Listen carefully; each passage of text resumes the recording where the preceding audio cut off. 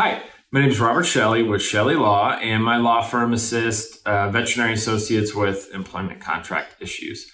Today, I'm going to talk about what is occurrence-based insurance for a veterinarian. So this is malpractice insurance. There are kind of two common types of malpractice insurance. You have occurrence-based and claims made. But the vast majority of veterinarians get their professional liability insurance through the AVMA PLIT, and that policy is an occurrence-based policy. So what does that mean? So an occurrence-based policy simply means a policy has to be in effect when the malpractice incident occurs. Now, with the claims-made policy, it has to be in effect when the claim is actually made. So a vet could leave an employer, but then someone could sue them after the fact, say a year later. And so if that were to happen, they would need what's called a tail policy that covers the gap in between when they leave the employer and then when the statute of limitations runs, which is just kind of the how long someone can sue you for something. And then after that date, they can no longer sue you for that. But as I said before, the AVMA offers an occurrence-based policy, which means essentially the vet is covered indefinitely for anything that happened while they were working for that employer. As far as the cost of malpractice insurance for a veterinarian, it's extremely inexpensive compared to other healthcare professions. Just as an example, a policy with 1 million, 3 million limits, meaning 1 million per occurrence and then 3 million aggregate per year for, let's just say, small animal exclusive vets is $248. Extremely cost effective compared to most others. Just as an example, let's just say you have a general surgeon, physician, their malpractice per year could be $15,000, whereas a vet in this situation is $250.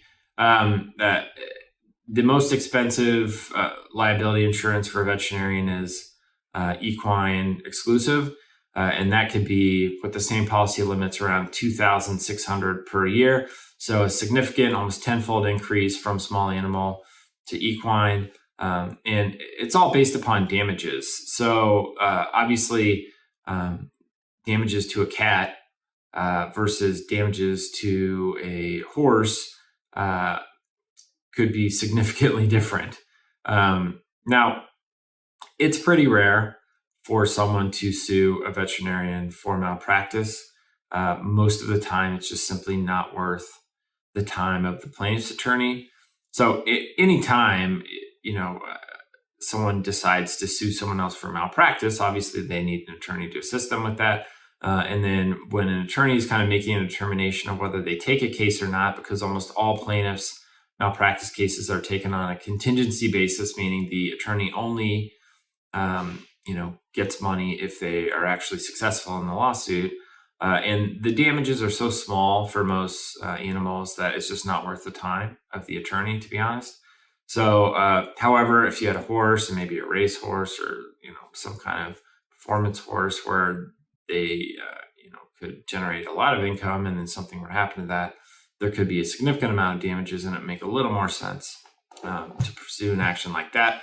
And that's why the insurance for them is, 10 times more expensive than small animal. Now, if you're a vet, your employer should cover your annual premium. So your annual premium is just simply how much it costs to insure you on an annual basis. And that is not a cost that you should have to undertake. Maybe if you're an independent contractor, it would make sense for you to pay the expenses associated with your malpractice insurance. However, if you're working for an employer, they should pay for your underlying policy. That's just kind of a standard benefit. And since it is so affordable, there's really no argument that an employer can make that the vet should be the one to cover those costs. It just doesn't make sense. And especially because tail insurance is not needed for a vet if they're going through AVMA. Sometimes that's a cost that is passed through to the provider once contract terminates, but in this situation, that just simply is not something that occurs. That's kind of occurrence-based insurance for a veterinarian. Once again, it's honestly a relatively small thing that would be negotiated in a contract because tail's not necessary, because the employer almost always covers it. There's not it's better for the vet to focus on other things, I guess is the best way of saying it. Now, one other, tip. The AVMA also offers professional liability defense for an extremely small fee. It's like $50 more per year.